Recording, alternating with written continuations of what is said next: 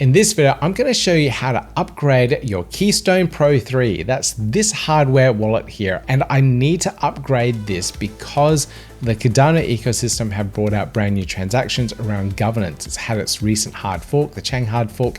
And with that, you need to upgrade the firmware so it can write these brand new transactions.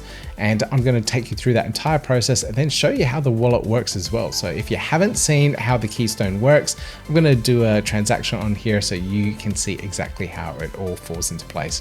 Let's get into it. Now, there are a couple of options when upgrading the device. You can upgrade it by plugging in a USB cable and uploading the firmware to the device that way.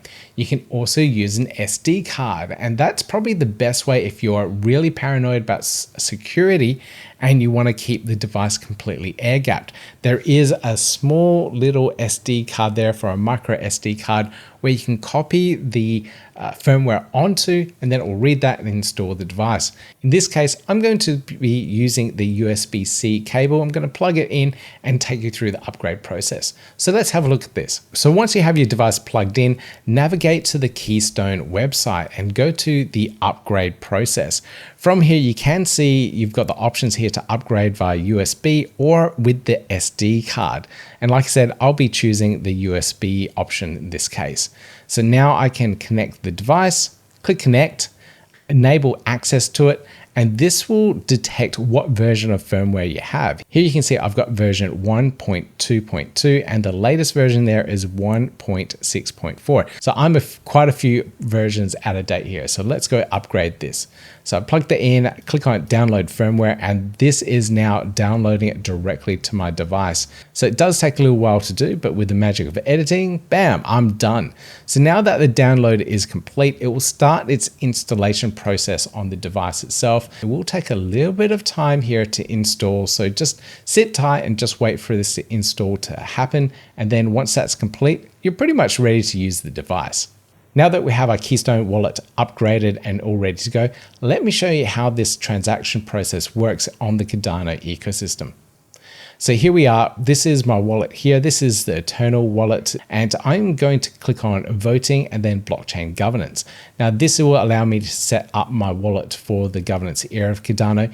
The default options that you can set if you don't want to participate in governance is no confidence or abstain, and that will set your voting options for every governance action out there. Now, Cardano also has this thing called delegated representatives, or DReps for short, and you can delegate your voting power to one of these people that have set themselves up as public representatives that can vote on your behalf. So if you don't know what you're voting for in the Cardano space, you can delegate your voting power to someone else in the space, and there's various directories where you can look up who you can possibly delegate to. So I'll leave those links down below for you guys. But here in this example, I'm going to click on own account, which means I'm essentially voting on my own behalf.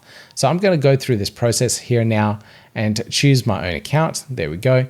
Now in this option here, you can put in some more information about yourself. So if you do want to become a public DRep, this is where you've set it. In this case, I'm going to leave it blank because I don't want this account to be public.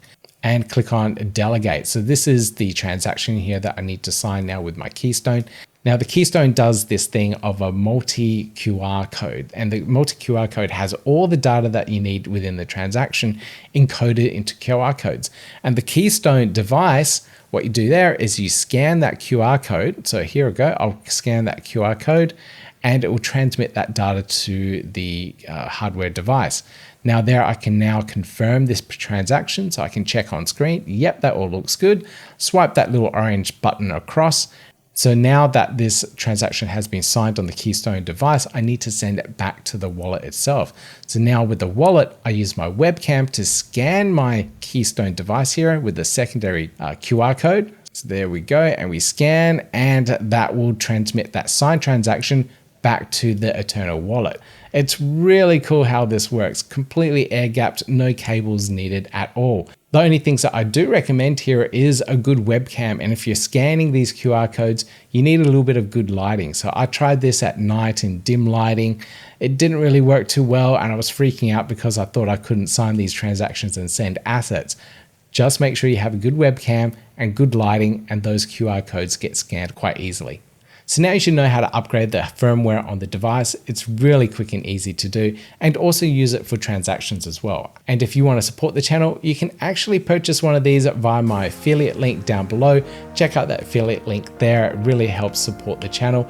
If you don't want to do that, I would really appreciate it if you just hit that like, subscribe, and notification bell, and I'll keep you guys up to date with all these video tutorials around how to use these various hardware devices, comparison videos, tutorials about DeFi, and a lot more stuff in the Cardano space as well. And with that, I'll see you in the next video.